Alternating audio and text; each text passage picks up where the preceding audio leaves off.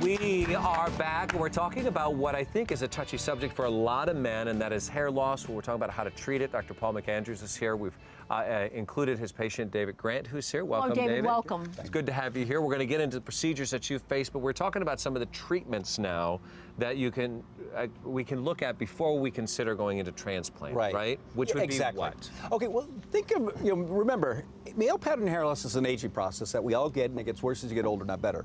Look at tooth decay. Tooth decay is an aging process too. Everyone gets tooth decay, and it gets worse as you get older, not better. Does a dentist stop tooth decay? No, toothpaste slows tooth decay. I don't stop hair loss. I fill in cavities kind of like a dentist. I'm just taking this good genetic hair for here and putting it up here.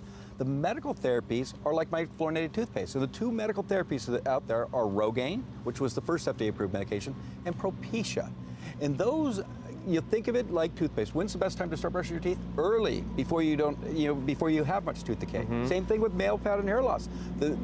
The number one thing you should do early is the medical treatments, because the sooner you get on it, the better. Are they perfect? Sure. No, you're still going to get some hair loss, but you get hair like this versus this. What about the controversy with the Propecia, though? If you want to have babies, that you're childbearing age for a woman, to be careful not to touch it or to be near it. I think that's blown out of proportion. First of all, I'm on Propecia. Why am I on Propecia? My dad in his 50s had a full head of hair. Yeah, but he's now 87. He's bald back here, thinning there. But if you wanted to have a baby, would you have to be careful? No, we'll go over it. I'm on it because I don't want to lose my hair. So hopefully I won't have to get a transplant because I got on the medical therapy so early. So as far as side effects, the pills are sugar coated.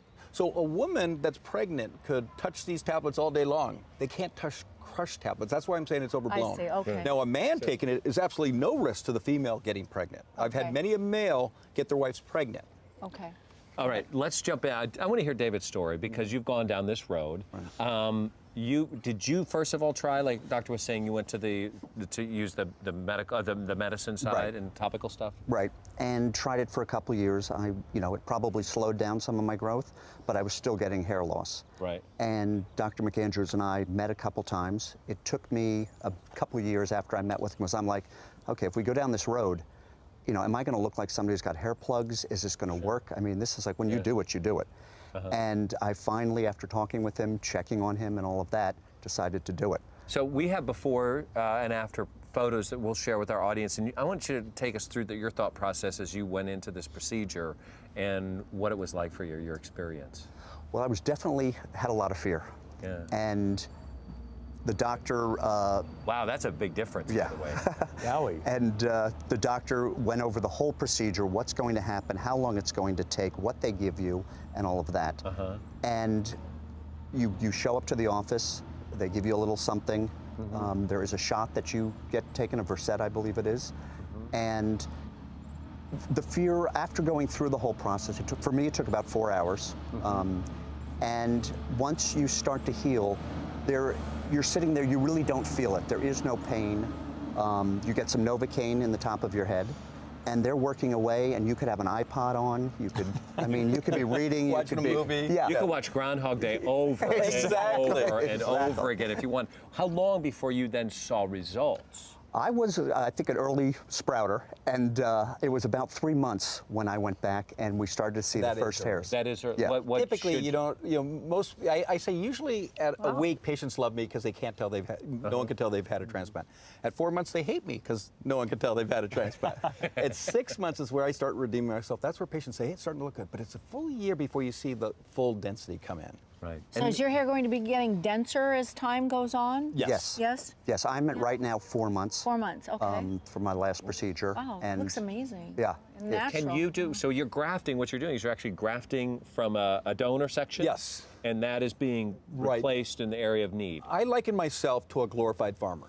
I have potentially 10 acres of land to cover. I got 4 acres of seed. So I'm taking this seed, this good genetic seed, I could put it anywhere on the body. I could put it on your nose, it'll grow forever. But so basically, I'm taking this hair and putting it here. It's gonna grow forever there. Yeah. What's the problem? I got 10 acres of land to cover, but only 4 acres of seed. So the problem with transplants is supply and demand. And so you have to be realistic about what I can accomplish. Because who can I help the most? The person with the most hair. Who can help the least? The person with the least hair. Yeah. Does it hurt? A question, what happens when you do the transplant and then you keep getting bald. Right. And you get bald away from the transplant area, so now it's like an island. You have kind of and that's a very good point. That's a good question. You have to have the foresight to create something that's going to last the test of time. Right. And unfortunately, over 90% of doctors out there performing hair transplants have no formal training. And they are just filling in a cavity, not thinking about it. But if thought through, a transplant could look natural for the rest of your life. Because there are a lot of men who have hair here. They've developed alleys. They were balding back here. That's a natural balding process. But you're right. Just think if I put hair back here and the circle got bigger, you got to mow it to baldness around it. And that is not logical. There was no thought going into the transplant. So there's a lot of thought, not only going to transplant for a year from now, but 20, 30 years from now. Real quick, David, how did it affect you from a more of a self-confidence?